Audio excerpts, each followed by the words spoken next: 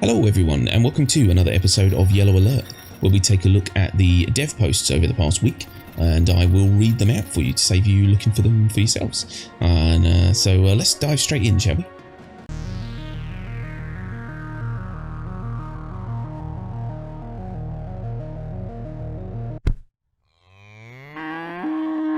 Okay, so first up we had a post here from Blood6, and it says, private matches are not available currently.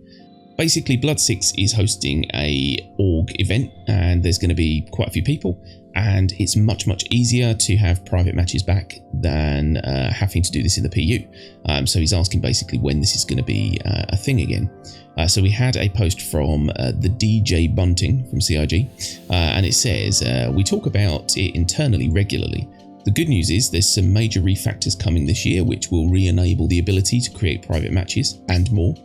The bad news is I wouldn't expect this work to be completed till Q4 at the earliest. Probably not the ETA you wanted, but I hope you appreciate it over nothing. Very sorry for how long it's taken to bring them back. So at least they are working on it, and at least it is going to be coming back, but it is looking like we're going to have about 7 months probably before this is a thing again. Cool, so next up we had a post from Kosh Naranek, and it says, issue council is not useful. However, I will not write any issues because 2 of the 35 issues do not get over 10 submitters. If I found an issue is rare or have a bit of different action to run into the bug, it will not be handled. This is written strangely, so bear with me. But basically, essentially, it's too much time to look and hope for a successful issue. So we had a post come back from Valor of Red, and he says, we are in the process of testing a new issue council. No dates for full release, but we hope to address the numerous shortcomings of the prior version and make it much easier to use. We have also changed our workflow around it, putting more focus and providing more updates as issues get worked on. Stay tuned. So basically, yeah, if you're having any problems with the issue council, it is something that they're working on, and hopefully, at some point in the future, we're going to get a much more robust issue council to work with. Cool, next up we had a post from Sada, one of those, and it says, been nearly 3 months, still can't get Vaughn Missions. So basically, yeah, just a monthly reminder that there's no way to reset your rep. So we had a response from Wayne at CIG, and it says, hi Sada. I just spoke with the devs and the team is looking into this issue. Detailed issue council reports help us to hunt down any bugs faster and to provide a fix, so thank you for reporting the issue. The irony of this response after the one I've just read out is quite hilarious, but yeah, basically, it does look like they're looking into this. I mean, it has been a while, so I mean, maybe look a bit quicker, but yeah, it's definitely on the radar. Okay, and finally, we have a post from Wayne from CIG, and this is the Character Tech AMA. So basically, they are having an AMA with the members of the character team from the LA and Frankfurt studios. Andreas Roch, apologies, Andreas. Chris Van Campanoli. Wow, you guys have awesome names. James Koo and Forrest Stefan. I'm not good at names, but basically what I'm going to do is just read out some of the questions that we had during the AMA and the responses from CIG. So we had a question from Knight, and it said beards? ? And CVC came back and said, we do plan on including beards and other facial hair in the PU at some point down the line. However, they have many other things in front of it, which, we kind of knew. There was another question from Mr. Coddy. Any news about the cloth tech animation we saw in CitizenCon for characters? Now this one's really long, and I know I normally read them out, but I've actually got a bit of a sore throat at the moment, so I'm going to sort of gist this down a little bit. So basically, the long and short bit is that there's still a hell of a lot of work that has to be done on their cloth tech. The basic cloth solver needs to be implemented by the physics teams, and they need an efficient pipeline, etc. The last word on this really is, that being said, work on VCloth has picked up again and will continue, gameplay related physics duties permitting. It's a highly complex technical challenge, and we look forward to sharing more visuals, tangible progress with you at some point. Bear in mind that not all the teams that take part in this initiative are currently represented on the public roadmap yet, which is due to change. So it is something that they are working on. It is, I mean, these sorts of things are very complex. You know, making a new system that handles the physics of an item is difficult, you know, so it is something that they want to get right. So, but at least they're working on it. We had another question from Brother Piek of the Lamp. I have no idea. Will backpacks also have exterior slots with visible content, just like the armor? Yes, says CVC. We are planning on having physical components on backpacks, just like we do with armors.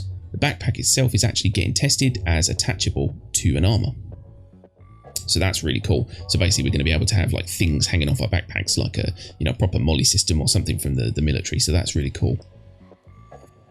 We had another question here from Sir Cisco Stew, and it says, layered armor anytime soon. I would love to use my helmet with my regular clothing or my jacket with my flight suit.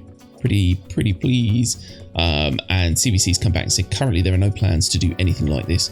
Our armors and clothing adhere to a strict set of rules defining how they interact with one another. To allow for the layering of these two systems, we require a major refactor of those rules. So basically what we're saying is that it requires redoing essentially what they've done, and that is probably not worth it, to be honest, just to look a little cooler. So, but maybe one day. And one final question. There's quite a few questions in here, so maybe go into the post, have a little read yourself, because there's quite a few, but I'm just picking out a few random ones here. So we had one here from Space Cadet UK, and it says, are there plans for deeper customization options like sliders for each facial feature? DNA blending system is great, but sometimes you just want to fine-tune a specific feature. The gist of the answer essentially is they know that the PU customizer is limited in terms of choice, but it is considered a version 1 of the system. You know, so there's always going to be a version 2. You know, they're going to continue to iterate on this until it is perfect. And the current PU customizer is very old. You know, so the way that it works is kind of probably not the way that this is going to work in the future. It's just it got implemented because it was kind of the easiest option, and you know it works. So we can create a customized character. It's just not as customized as we want. So give it time. I think really, Space Cadet UK, give it time, and eventually we are going to have a version 2, 3, 4, 27,075 billion, and we're going to be able to recreate our own faces in the verse. Maybe. One day.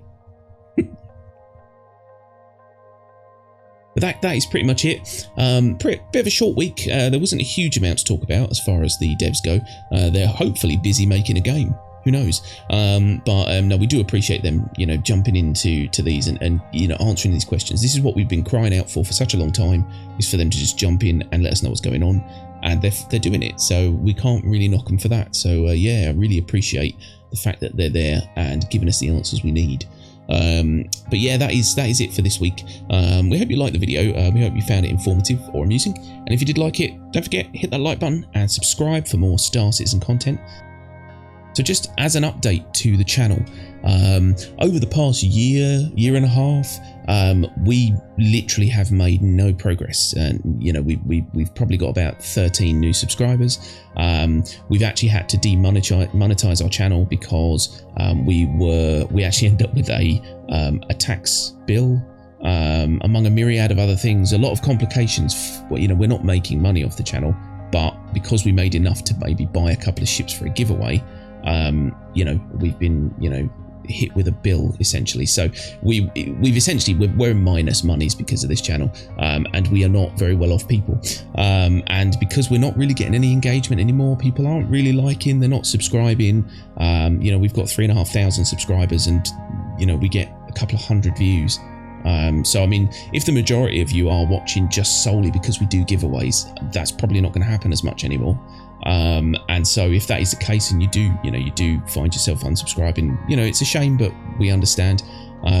This channel, I think now, is going to aim a little bit more at what we want to put out, rather than trying to keep up with a channel of people who want a certain thing. We're just going to put out videos that we want to make, games we want to make. We will focus still on Star Citizen, and we'll still put out videos like this, Yellow Alert and Spectral Drama. It might not be every week. You know, there might be weeks when I just don't want to do it. And if that's the case, I won't. So that is the way the channel is going now. And I mean, don't get me wrong, Crying Cow's not going anywhere. And we are actually, our Discord's still alive, and we are focusing on other things as well now. So there are other things in the pipeline that CCG are going to be doing outside of YouTube. It's very exciting, and maybe in a year's time or even earlier, we'll be able to give you a hint as to what that is. But yeah, I really appreciate that you all stick with us, those that do, and those that don't, come and watch a couple of videos, do us a favor. But yeah, so if that doesn't sit well with you, we understand. Obviously you come here for a specific reason, and we might be diversifying with different games and different videos. But those of you that stick with us, we really appreciate it. And we love everyone in our Discord. We love every one of our subscribers. You're all really, really awesome. And, our Discordians are an amazing group of people. We play with them almost on a daily basis. And yeah, you guys are amazing. So we really appreciate it.